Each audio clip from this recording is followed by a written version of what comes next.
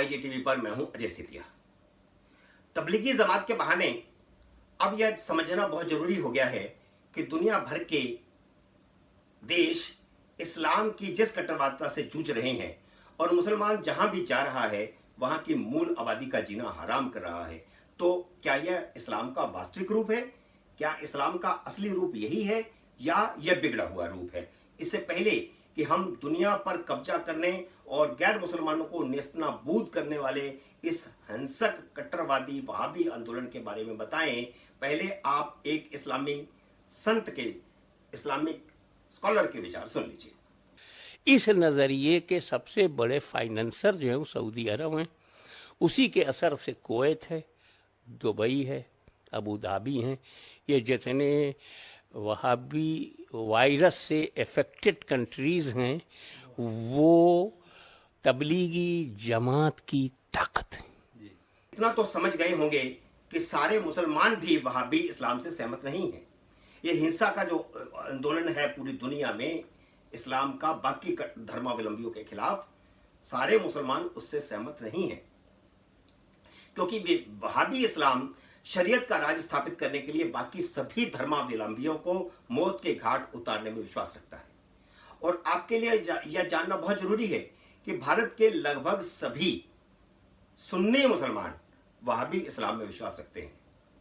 मैंने शिया नहीं कहा, सुन्नी मुसलमान, जिनका एक ही उद्देश्य है कि एक दिन भारत में इस्लामिक राज स्थापित करना है। हम इस वीडियो में आपको बहुत विस्तार से तो नहीं बता पाएंगे, क्योंकि इससे फिर वीडियो बहुत लंबा हो जाएगा। इसलिए इस मुस्लिम संत के विचारों के हवाले से थोड़ी सी पृष्ठभूमि बताते हैं। वैसे तो 57 मुसलमान देश हैं पूरी दुनिया में, लेकिन कतर, सऊदी अरब और UAE यानी यूनाइटेड अरब अमीरात के ज्यादातर मुस्लिम वहाबी हैं, बाकी देशों के नहीं। बाकी देशों में हैं तो बहुत कम मात्रा में है। दुनिया भर में हिंसा करने वाले मुसलमानों की पृष्ठभूमि में जाओगे तो आप पाएंगे कि वे मूलतः इन 3 देशों के ही नागरिक होंगे, या कहीं दूसरी जगह पर भी होंगे तो उन पर वहाबी मुस्लिम आंदोलन का असर होगा। सऊदी अरब के लगभग 92% लोग, मुस्लिम लोग जो वहां के हैं, वह वहाबी हैं। इस्लाम को पश्चिम के प्रभाव से मुक्त करने के लिए असल में अब्दुल वहाब नजमी नाम के एक अरबी मुसलमान ने तथाकथित सुधारवादी आंदोलन शुरू किया था। यह 18वीं सदी की बात है। वास्तव में वह एक अरब का कुख्यात लुटेरा था और अपनी फितरत के अनुसार उसका आंदोलन भी हिंसक था। तब तक तुर्की मक्का की मस्जिद की देखरेख करता था और वहां पर 300 से ज्यादा तुर्की उस मस्जिद की देखरेख के लिए सेवादार मौजूद थे।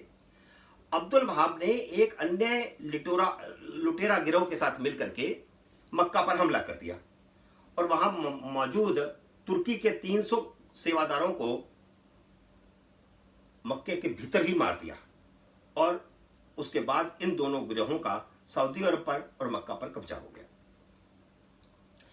अब समझौते के तहत दूसरा गिरोह सऊदी अरब पर राज करने के लिए अधिकारी हो गया और अब्दुल वहाब शरीयत का आंदोलन चलाने और शरीयत की भूमिका में अपना वर्चस्व स्थापित करने के लिए भूमिका में आ गया।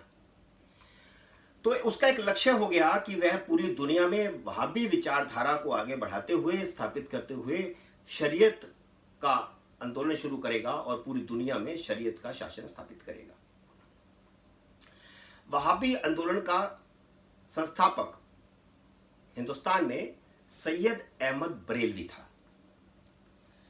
1786 में उसका जन्म हुआ और 1831 में सिखों के साथ लड़ते हुए पंजाब में उसकी मौत हो गई। यह उत्तर प्रदेश की रायबरेली का रहने वाला था और इसका जन्म शहर के एक नामी गिरामी मुस्लिम परिवार में हुआ था और यह परिवार यह मानता था कि वह पैगंबर हजरत मोहम्मद का वंशज है। 1921 में मक्का गया, वहां इसकी मुलाकात अब्दुल वहाब से हुई और इनकी दोनों की दोस्ती हो गई। अब्दुल वहाब का जो आपको पृष्ठभूमि मैंने पहले बताई कि वह किस प्रकार सारी दुनिया में शरीयत का शासन स्थापित करना चाहता था और जो रास्ते में आए उसको हिंसा की से मार देना उसका लक्ष्य था। और उसने टर्की की सेना को भी, सेना उनके जो सेवादार थे वहाँ पर मक्का में, उनको भी मार दिया था। तो उसका जो पूरा लक्ष्य एक हिंसक आंदोलन वाला था। तो उससे ये बहुत प्रभावित हुए सईद अहमद बरेलवी। और जब वापस लौटे तो उन्होंने उसी लक्ष्य को भारत में स्थापित करने के लिए, क्योंकि भारत में पहले मुगल आए और तुर्की आए और उन्होंने हिंदू जितने भी राजा थे, शासक थे, दार जैसे सिंध में था, तो उन सबको मारा पीटा और हत्याएं हुई, युद्ध हुए, उनको हराया और इस तरह जगह जगह पर जो है मुस्लिम राज स्थापित हो गया था। और उसके बाद जब अंग्रेज आए तो अंग्रेजों का राज स्थापित हुआ, तो इसका बरेलवी का एक लक्ष्य स्थापित हो गया कि हिंदुस्तान में फिर से इस्लामिक राज स्थापित करना है। तो इस्लामिक राज स्थापित करने के लिए भगाना पड़ेगा अंग्रेजों को, और जो उसके रास्ते में दूसरे लोग आएंगे, यानी हिंदू शासक भी कई जगह पर थे, जैसे पंजाब में सिख थे, राजस्थान में भी कोई हिंदू राजा थे, मध्य प्रदेश में थे, बिहार में थे, बहुत सारी जगह पर हिंदू राजा भी थे। तो उसका ये लक्ष्य बन गया कि इस प्रकार उसे जो है इस्लामिक राज स्थापित करने के लिए, और उसके अड्डे वहां बनाए जाएं जहां जहां मुसलमान ज्यादा रहते हैं। तो वहां पर अड्डे बना करके वहां पर अपनी फौज खड़ी कर दी उसने बाकायदा जो है योजना बनाई और योजना बना करके फौज खड़ी की, और उसका लक्ष्य हो गया कि भारत को दारुल इस्लाम बनाना है और जो इसके रास्ते में आएगा उसके साथ युद्ध किया जाएगा। सैयद अहमद ने एक योजना बनाई और इस योजना के अंतर्गत 3 बातों पर गौर फरमाया गया। पहला, हमारी सेना सशस्त्र होगी, भारत के हर कोने में उचित नेता को चुनेंगे, और तीसरा, जिहाद के लिए भारत में ऐसी जगह चुनेंगे जहां मुस्लिम संख्या ज्यादा हो, उनकी आबादी ज्यादा हो, ताकि ये वहाबी आंदोलन जो है, मूवमेंट जो है, बड़े सलीके से फैल सके। सैयद अहमद ने इस्लामिक फौज बनाई जिसने बंगाल में अंग्रेजों के साथ और पंजाब में सिख शासकों के साथ युद्ध किया। पंजाब में सिखों के साथ युद्ध में वह खुद मारा गया, लेकिन वहाबी आंदोलन चलता रहा, वो खत्म नहीं हुआ। उसके बाद दूसरे लोग आए, बहुत सारे बिहार के अंदर, जैसे बाद में सेंटर बना, और बिहार के अंदर से वहाबी आंदोलन फिर पूरे देश में फैला, और वह 1857 तक भी जारी रहा। और कुछ लोग यही इतिहासकार मानते हैं कि 1857 में हिंदू और मुसलमान जो इकट्ठे हुए थे उसमें वहाबी आंदोलन की भी भूमिका थी।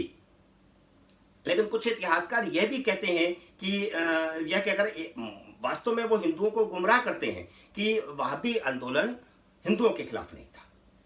वहाबी आंदोलन असल में मुस्लिम राज स्थापित करना था, तो इसका मतलब वह हिंदुओं के खिलाफ भी था। और सिखों के साथ तो लड़कर के खुद जो है सैयद अहमद की मौत हुई। तो ये वहाबी आंदोलन अंग्रेजों के भी खिलाफ था और हिंदुओं के भी खिलाफ था।